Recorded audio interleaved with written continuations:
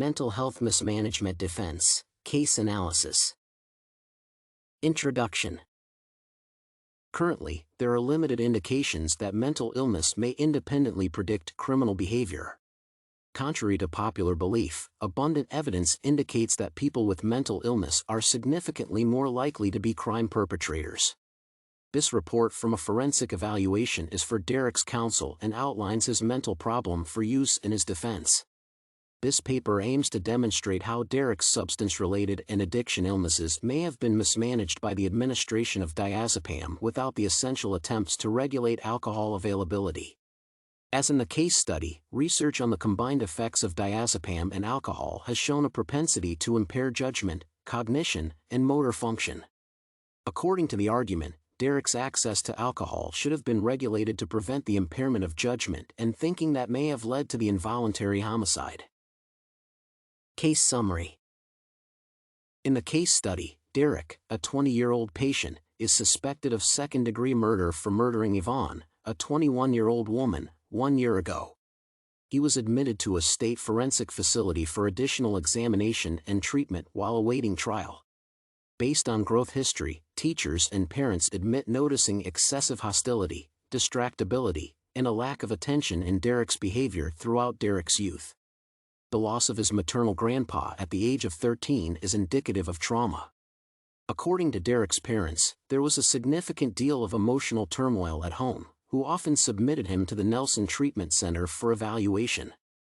Before the murder, Derek was treated at the emergency department, where he was administered diazepam. Consequently, Derek spent the night before the murder at a party at a friend's home, where he consumed vodka. Possible case of mental health mismanagement. There is a high likelihood that when he fatally stabbed the deceased, Derek might have been in a dissociative state due to potential drug usage and subsequent alcohol use. In criminology, such behavior is seldom the consequence of an individual's upbringing or brain status alone, but rather a mix of several risk factors.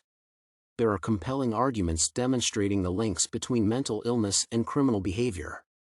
Based on Derek's childhood experiences and behavior, there are indications of a propensity for psychological anguish that may have led to excessive substance use, including marijuana, sex addiction, and alcohol. DSM-5 for substance-related and addictive disorders. Addiction to drugs is a disorder that affects the brain and behavior and leads to the inability to manage the use of legal or illicit substances. Additionally, alcohol, marijuana, and nicotine are considered drugs. DSM-5 substance-related and addictive disorders area in psychology include alcohol, caffeine, marijuana, hallucinogens, hypnotics, and other substances. Common indicators of mental illness include a decline in school attendance and performance, a propensity for problems such as fights, and drug abuse in physically risky settings such as while driving. In Derek's situation, behavioral distress meets the DSM-5 criteria for a substance-related or addiction illness. Derek suffers from marijuana addiction, sex addiction, and excessive alcohol use. This behavior may be linked to the propensity to bully other students and domestic violence. Marijuana usage promotes aggression, paranoia, and personality changes that lead to violent conduct. Studies have demonstrated that alcohol and marijuana use increases the likelihood of aggressive behavior. Moreover, alcohol impairs the prefrontal cortex, the brain region responsible for higher-order cognitive processes.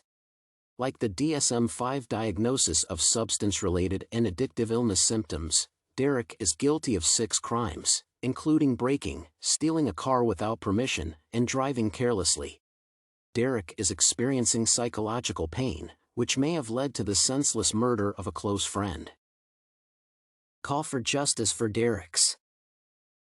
In Derek's defense, the attorney should build a case for poorly controlled substance-related and addictive illnesses as a mental health condition. The patient may have been exposed to delusional illnesses due to diazepam prescription without instruction or follow-up about recommended practices. Alcohol consumption is affected by the use of diazepam without sufficient medical supervision.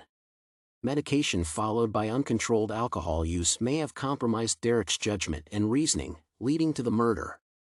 During the interview, Derek shows regret, recognizing that the victim, Yvonne, was a close confidant with no malicious intent.